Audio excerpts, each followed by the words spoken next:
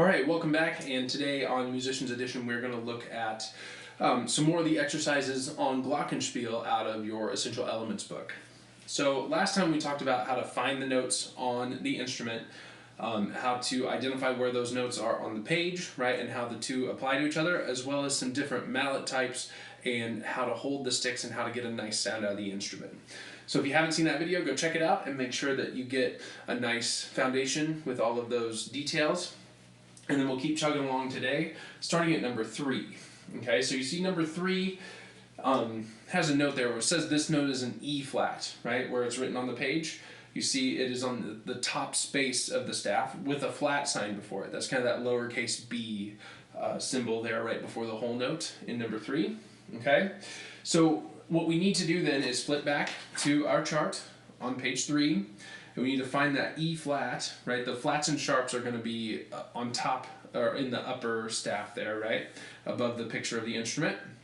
So we need to find that E flat top space with the lowercase b in front of it. There it is right there. And then just follow the line down, and we see it is this note right here. Okay, so it's going to sound like this.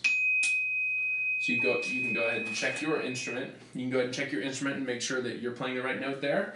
Okay, so number 3, we're going to get a whole note E flat, rest for 4 beats, whole note E flat. What we're going to do this time is play the first one with our right hand, play the second one with our left hand. That way we can make sure and check that each hand sounds the same. All right, so here we go. Number 3, 1, 2, ready, go.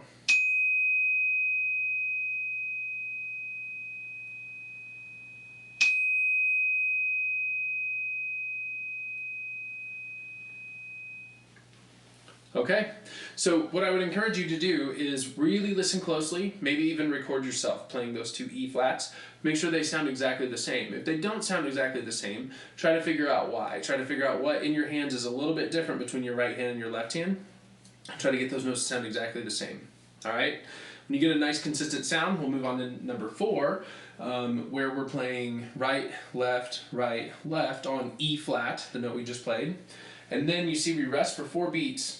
During those 4 beats, we're going to find the next note, which is, if we look up to where we were last time, that's an F, right?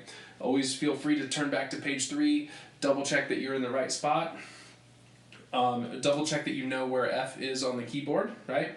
And then we'll try E flat 4 times, rest for 4 beats, find F 4 times. During those 4 beats of rest, we need to be moving our hands to F so that we're already there when it's time to play it.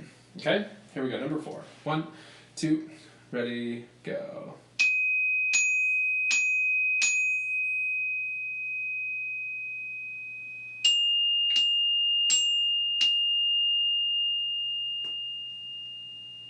So that's number 4. If we look at number 5, we have a new note there. Okay?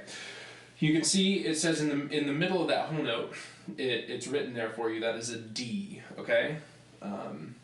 So what we need to do is flip over to page 3, find it's the second line from the top. So it's going to be on on the lower staff and the notes below the picture of the instrument.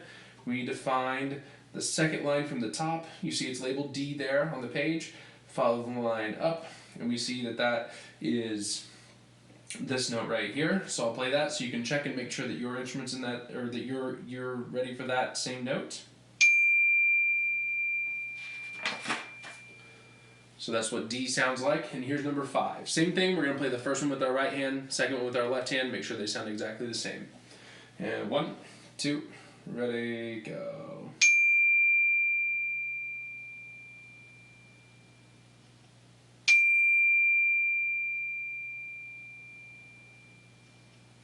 Okay, now we're going to go on to number 6, and you see number 6 uses all of the notes that we've learned so far.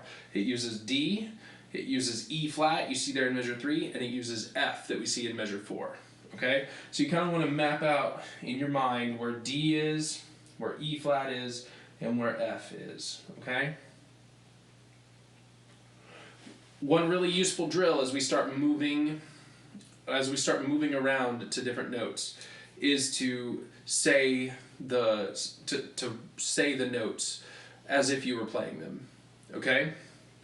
Very similarly to how we count snare drum parts or we count bass drum parts or whatever, we're going to try counting, or we're going to try saying the note names of number 6. All right, so let's try that. 1, 2, ready, go. D, D, D, D, D. Rest, rest. D, D, E flat, F. Okay?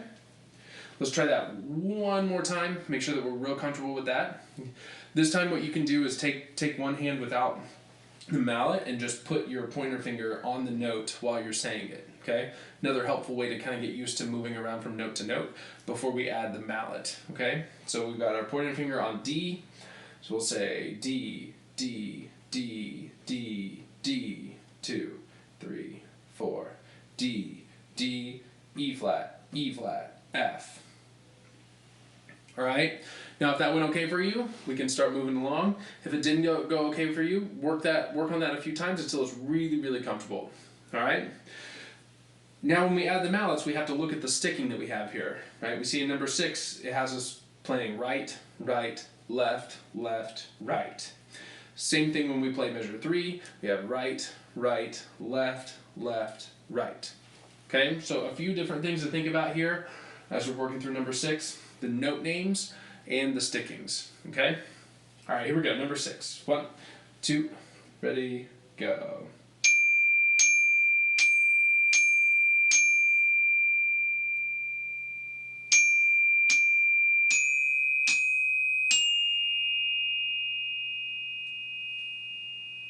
All right, if the sticking is a little bit uncomfortable, if it's uncomfortable to play right, right, left, left, feel free to just alternate the first time. You can play right, left, or even play all of it with your right hand. You just don't want to stop there. Once you've played it a couple times, whatever way is easiest for you, whether that's alternating or all with one hand or whatever, then you want to eventually work up to where you're playing the written sticking. Okay, so feel free to always simplify and get it to where it's comfortable, and then try to add the elements back in. Okay, so that takes us to the end of the entire first page of the Glockenspiel section of Essential Elements. We'll keep chugging along in future videos, but always remember, refer back to the piano videos on Musician's Edition, refer back to page 3 of this book, and get really comfortable with reading the notes, finding the notes on the instrument. All right? Keep practicing. I'll see you next time.